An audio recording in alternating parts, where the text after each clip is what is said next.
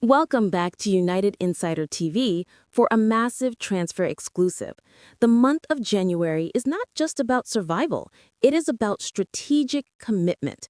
And for Manchester United, that commitment is split into two utterly conflicting and equally vital targets: the costly, electrifying firepower of Antoine Semenyo versus the cheaper, necessary midfield anchor of João Gomes. The two stories breaking today confirm that INEOS is facing the single most complex financial dilemma of the new era.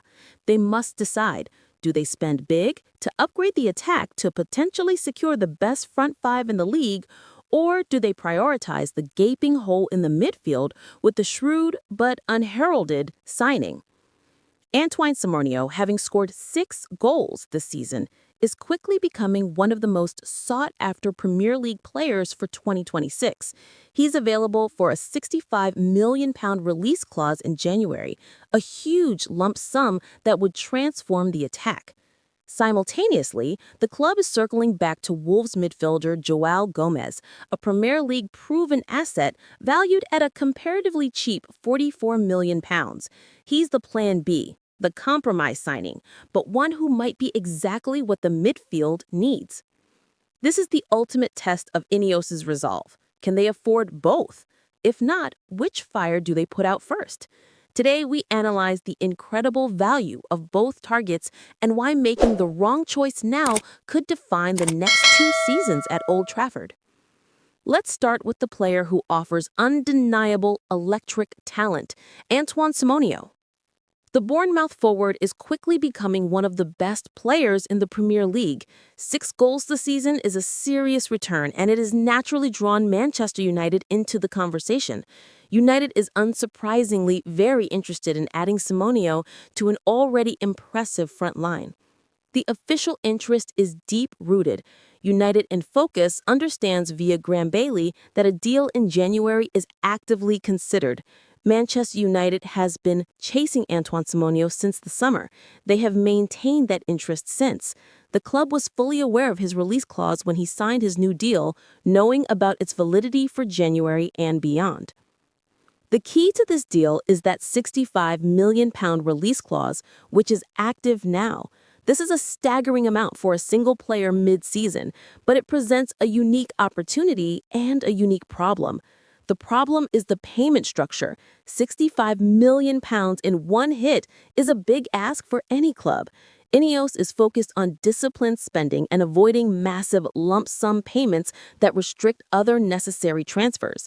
However, United has acted shrewdly in the past with release clauses, arranging installments, and there is a professional expectation that they could overpay slightly to split the cost, which would still represent excellent value for a player of his caliber. But why Semenyo? Because he is incredibly versatile. He could solve a massive tactical imbalance for Ruben Amorim, likely slotting in as a left wing-back to equal the attacking threat Amad Diallo poses on the other side. Beyond that, he offers support in the number 10 role and can even play up front if needed. His versatility is the key to justifying the huge fee. Some might view the decision to spend a big amount on Semenyo as foolish, considering he's not going to fix the biggest issue at the club, which is the midfield. But the counter-argument is compelling. United won't be able to sign a top-tier midfield target in January anyway. If the funds are available, Semenyo is an excellent use of capital. By adding Semenyo, United can instantly boast the best front five in the league. This is a chance to move sooner rather than later, because his clause drops lower in the summer, but a strong World Cup performance for Ghana could attract a bidding war across Europe, forcing United's hand now. This is a massive, aggressive move that signals a commitment to pure firepower. The Semenyo story is about aggressive spending on attack. The second story, the return of João Gomes, is about the harsh reality of the midfield crisis and the necessary pivot to value. It is no secret that central midfield remains the absolute priority area for Manchester United to strengthen, but it is also the toughest to solve, largely due to the sheer cost and the stubbornness of selling clubs. United has identified several top Premier League targets, Elliot Anderson, Carlos Baleba, and Adam Wharton, but the financial and logistical reality is this. All of these players are going to be highly expensive, and they are all unlikely to be available in January. The Baleba price of £115 million is a non-starter. The rising cost of Anderson is prohibitive. The financial wall is up. This is why Wolves midfielder João Gomes is back on Manchester United's radar. He's the alternative. The Portuguese newspaper Record claims he is valued at around £44 million. This immediately positions him as the affordable solution to a problem that otherwise has no immediate fix. The leverage United has is the ongoing instability at Wolves. Ranked bottom of the Premier League, they've just replaced their manager. Selling a coveted midfielder like Gomes mid-season is a move of self-sabotage. But the only temptation for them is the immediate cash, whether they believe they could reinvest the money to strengthen multiple areas. That cash temptation is United's window. Crucially, Gomes offers something the expensive foreign imports do not. Zero adaptation period. He's already acclimatized to the Premier League, making over 100 appearances for Wolves. His acquisition would follow the path of former teammate Matheus Cunha, who would also help him settle immediately in Manchester. Gomes himself understands his fit perfectly. Speaking to Wolves media earlier this season, he stated, "I think the way I play goes hand in hand with the league's pace.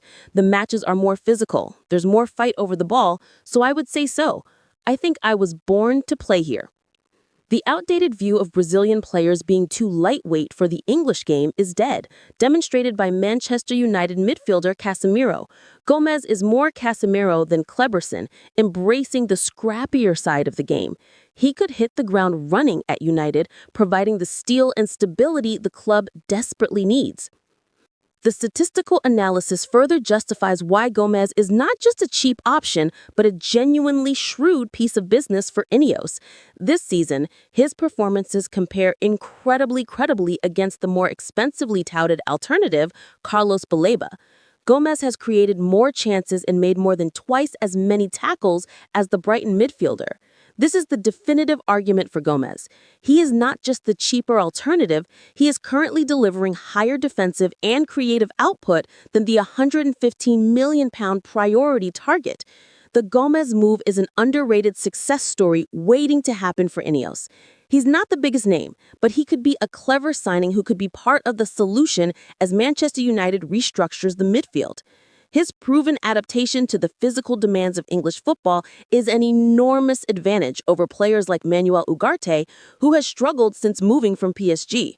Ugarte's woeful form shows that experience in a major European league does not guarantee success in the Premier League. Gomes has already overcome that hurdle. INEOS might end up signing more than one midfielder next summer, especially with Casemiro's contract expiring.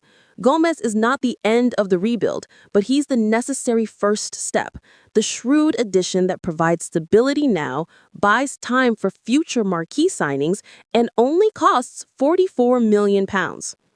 The January dilemma for Manchester United is now crystallized into two distinct strategic paths. Path A, the aggressive attacking upgrade, Antoine Semenyo. This requires a colossal immediate outlay of £65 million in one lump sum. The reward is a versatile, high-output attacker who potentially gives the club the best front five in the league and solves the left wing-back problem. The risk is spending the entire January budget on a position that is arguably less critical than the midfield. Path B, the value midfield anchor, João Gomes. This requires a more manageable £44 million and provides a Premier League proven, tough-tackling, Casemiro-esque midfielder who can immediately stabilize the biggest weakness in the squad. The reward is stability and value. The risk is foregoing a chance at a genuinely world-class attacker like Semenyo and confirming that the club is settling for Plan B in the midfield. Amorim needs solutions now. Semenyo provides game-changing firepower, but Gomes provides structural integrity. The decision ultimately rests on the club's financial liquidity in January. If INEOS can negotiate the Semenyo fee into installments, perhaps both deals are possible. But if they must choose one, the need for a midfield anchor should outweigh the desire for attacking luxury. The acquisition of João Gomes would be the true sign of a professional, patient regime focused on structural improvement. The acquisition of Semenyo would be the sign of an aggressive, ambitious, but perhaps financially reckless regime prioritizing flair over foundation. The next few weeks will define the strategic direction of Manchester United.